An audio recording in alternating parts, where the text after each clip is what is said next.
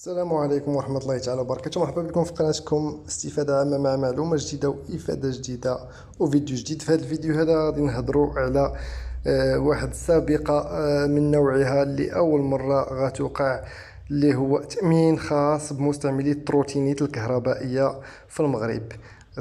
أصحاب التروتينيت الكهربائية في المغرب غادي يولي عندهم تأمين خاص بهم في حالة وقعت شي حادثة الله يستر، ولا وقعت لهم شي حاجة، حتى هما غيولي عندهم تأمين جديد وتأمين خاص بهم. قبل ما ندخلوا في تفاصيل ديال هذا الفيديو، بالنسبة للناس اللي كيشاهدونا لأول مرة ما تنساوش تشتركوا في القناة وتضغطوا على جرس الجرس باش يوصلكم كل فيديو، كل إفادة وكل معلومة جديدة، ودعمونا بواحد لايك للفيديو باش هذه المعلومة توصل لواحد القدر كبير ديال الناس. نبداو على بركة الله.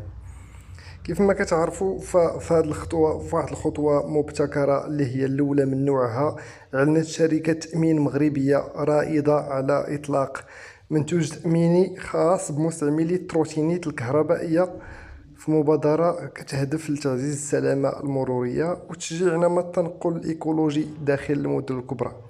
كيف ما كتعرفوا فالآن التروتينيت الكهربائية ولات منتشرة بواحد الشكل كتير، فهذا هو الدافع اللي كيجيب هذا القرار هذا في ظل الانتشار المتزايد لهذه الوسيله العصريه في جل المدن المغربيه، خاصه بين الفئه ديال الشباب والعاملين في الفضاءات الحضريه. حيث أوضحت ولات التروتينيت واحد الخيار اللي هو عملي وسريع للتنقل اليومي، ولكن كيخلو من بزاف المخاطر اللي كتستوجب التغطيات التأمينية كتضمن الحماية لمستعمليها ولا للسائقين والمارة على حد سواء. وكيغطي هذا العرض هذا جديد نوعين من الحماية. الأولى كتخص تعويض الأضرار المادية والجسدية للغير، والثانية تتعلق بتغطية السائق نفسه من مصاريف العلاج أو الوفاة والعجز الدائم، مع تقديم صيغ متعددة كتناسب مختلف المستعملين. وهي الخطوة اللي يعتبرها مراقب مؤشر على دخول المغرب مرحلة جديدة في تنظيم واستدامة